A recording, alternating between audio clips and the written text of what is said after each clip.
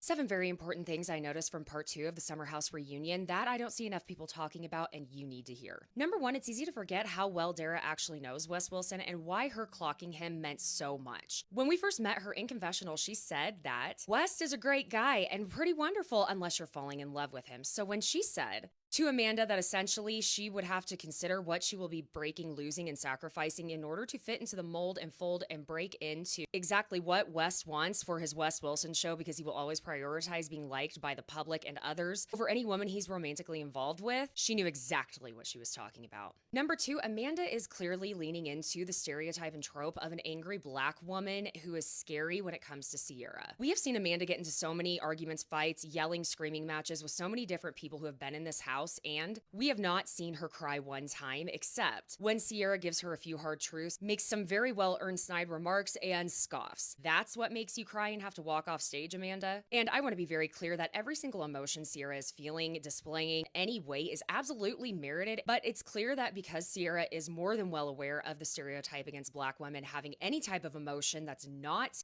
even keel, pleasant, or playing your therapist, she's reining it in, and she's clearly a better woman than I am. Number 3, I found it rather interesting seeing the playback of how excited West was whenever Kyle gifted Amanda on her birthday the Cartier watch. So why are men so violent whenever they're excited? Anywho, while we know that the main reason why West made that very snarky remark comparing Kyle to the Wolf of Wall Street in his confessional was due to what Kyle said to Amanda, or technically, I guess, under his breath, the thing that if my partner said that to me about me, I would absolutely not be out of prison. Anywho, it made it even more strange that he had been that excited for a gift that Amanda received from her husband, but to then go and say that in his confessional about Kyle and wrap up that sentiment by saying that presents aren't good. Number 4, in the midst of all of this, I completely forgot that Jesse caught feelings for Ciara during the summer, and even though it was really stupid that he went to West before even asking Ciara out on a date not to make out, to ask him if he would be okay with him making out with Ciara, that West said to him, verbatim, "On paper, you asked your boy if you could make out with his ex."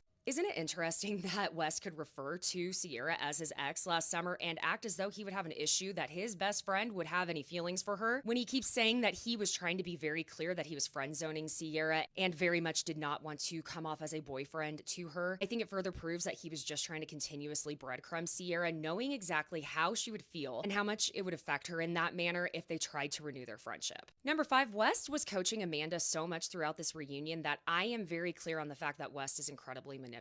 When she walked off stage crying and he finally went back after being yelled at to see if she was okay and said, "If you're gonna cry, go ahead and cry on stage," and then had to tell her that she was being a little snippy and that maybe an "I'm sorry" wouldn't be bad, but he was very much coaching her through all of it. Now, I have to say, I hate it, but I agree with West.